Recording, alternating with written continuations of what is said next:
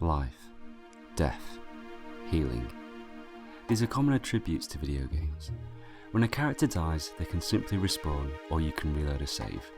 If you are low on health, a simple potion or a spell can restore your life. But what about when the characters are hurt on the inside? What can we do as a player to heal those who are suffering with pain, grief, sorrow, sadness, despair, and even death? In Nintendo's 2000 game, The Legend of Zelda: Majora's Mask, healing is at the centre point of the narrative. With depressing tones and uncertainty, this game makes clear that pain and fear is its deepest theme. With the threat of a crashing moon that will hit the Earth in 3 days, and a world which hosts a plethora of troubled souls, it is clear to the player that this is their mess to sort. But how is this done? It is easy to say that swinging a sword and defeating enemies will restore peace, but internally, how can this be solved?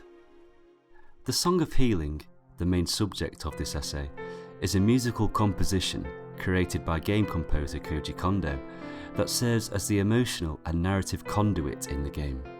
The song is used within the game to set tone, invoke mood, progress the narrative and gameplay, and to create a sense of atmosphere.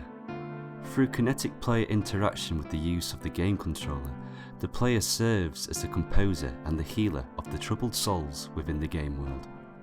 With theory sourced from Karen Collins, Michelle Shion, Claudia Gordman and Ben Winters, I aim to explain why this haunting melody is so powerful and how it is not just a song, but a deep, interactive emotional experience. In Majora's Mask, our protagonist Link has lost all he has ever known. With the success of his last adventure, he is lost and displaced, with his only purpose being to find his old fairy friend, Navi. During his quest, a mischievous imp named Skull Kid ambushes him and steals the one gift he received from his friend, Princess Zelda.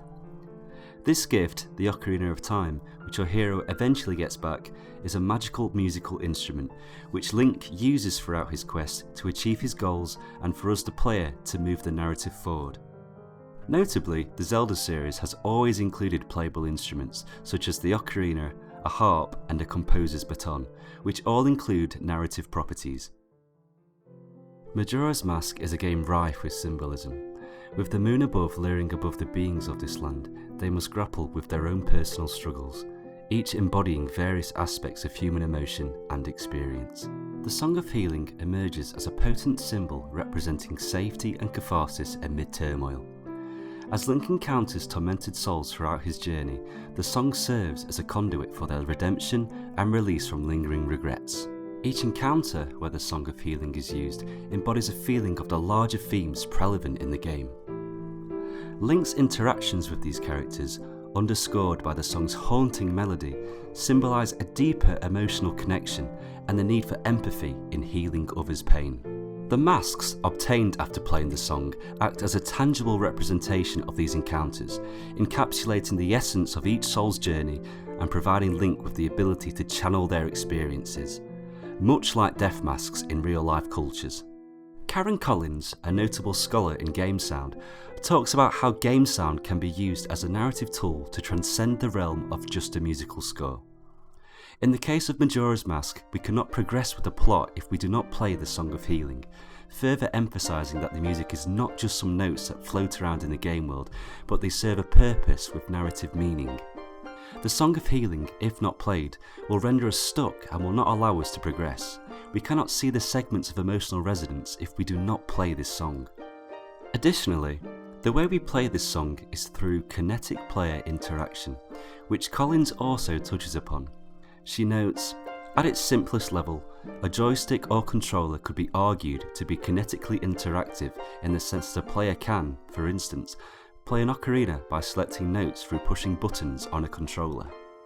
If the player presses a particular button, Link will stop dead in his tracks and the camera will zoom in on him, emphasising that we are in control, leaving Link stood there silently until we press the buttons. The gamepad on the console, which has several buttons, allows us to play different notes on the ocarina. We can technically play anything we want so long as the notes fit within what we want to play. Humorously, people online have made their own covers of famous songs using this function.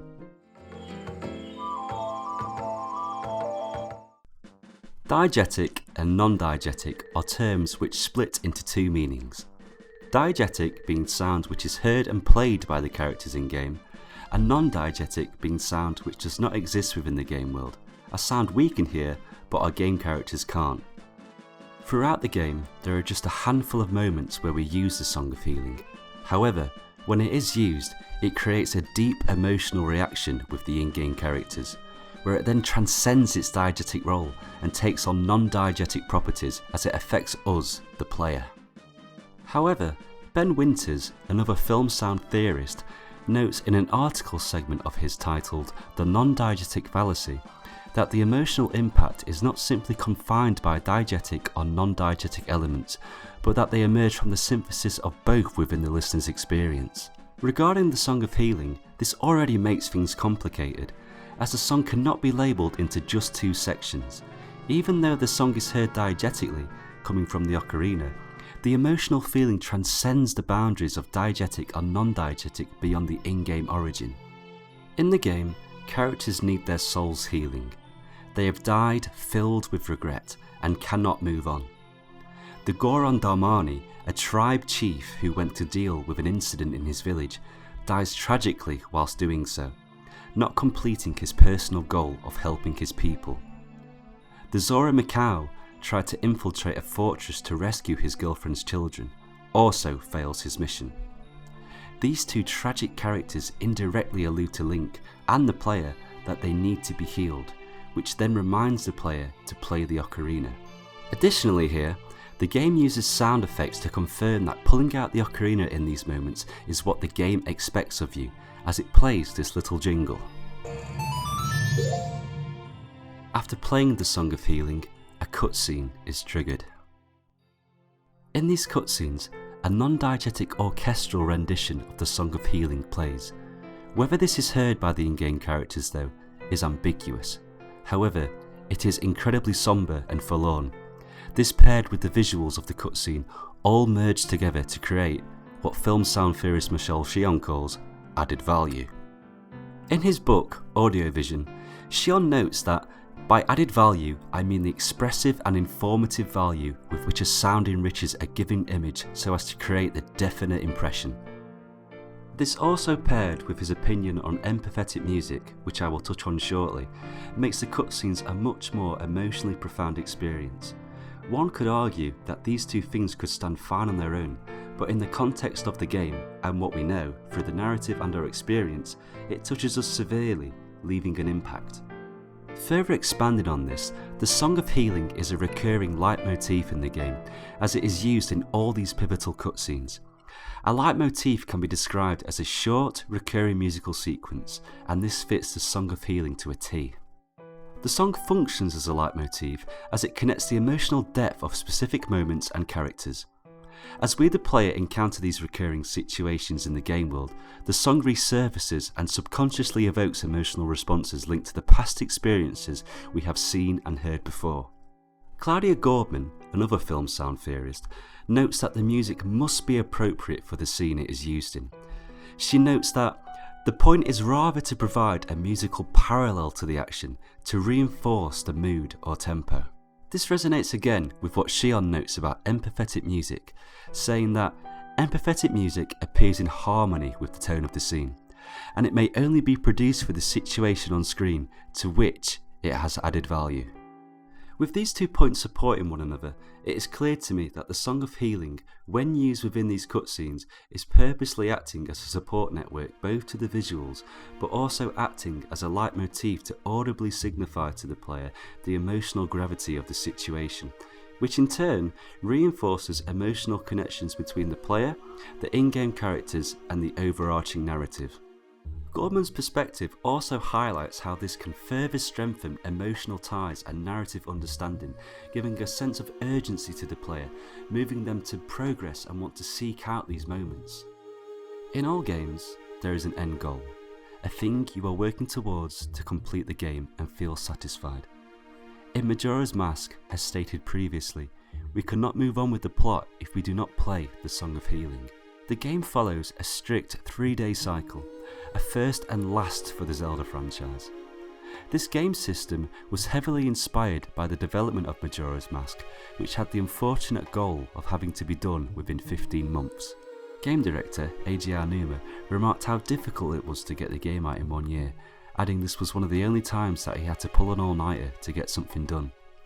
Aonuma also notes the 1998 film Run Lola Run as an inspiration also. Whether it's in real life or within a game world, we all experience deadlines and urgency, and Majora's Mask's whole game design is based around this. When we encounter someone in need of help in the game, we know what we need to do. We do not think about stalling. We don't sit there for 10 minutes and think. We know immediately we should help. And the player's emotional urgency to play the Song of Healing is instinctual. However, it is only up to us, the player, to make a decision and see the results. Collins supports this by stating, "Where games differ from linear media in terms of this relationship is that the player is actively involved in making decisions for his or her character. There are consequences for actions that the player takes." The Song of Healing in this regard helps amplify the player immersion, meaning that they are directly responsible for the healing that takes place, creating a much more memorable, fulfilling experience. Its effect on me as a child, and even now, is the reason I chose it for my video essay. In conclusion, in The Legend of Zelda Majora's Mask, the Song of Healing emerges as more than just a musical piece. It becomes a bridge that connects gameplay, emotional depth, and narrative richness. Drawing on the theories by scholars like Karen Collins, Michelle Shion, Claudia Gordman, and Ben Winters, the significance of this haunting melody transcends its standard gameplay mechanics. Collins' exploration of game sound as a narrative tool becomes evident through the Song of Healing's role. It's not just a melody, it's a crucial part of the game's progression. Shion's concept of added value and empathetic music aligns with the emotional impact created by this song in crucial cutscenes, enriching the player's experience. Gorman's notion of music reinforcing mood resonates deeply with the Song of Healing's role in setting emotional tones throughout the game. And Ben Winter's perspective on diegetic and non-diegetic elements intertwining in emotional impact finds an engaging example in the Song of Healing. The synthesis of these theories highlights the song's multi-dimensional significance, serving as a trigger for empathy, player immersion, and narrative depth. Ultimately, the Song of Healing is not just a melody played on an ocarina. It embodies and encapsulates the essence of healing and compassion within the game. Its resonance extends beyond the screen, leaving a lasting impression that demonstrates the profound influence of interactive storytelling and emotional immersion in gaming experiences.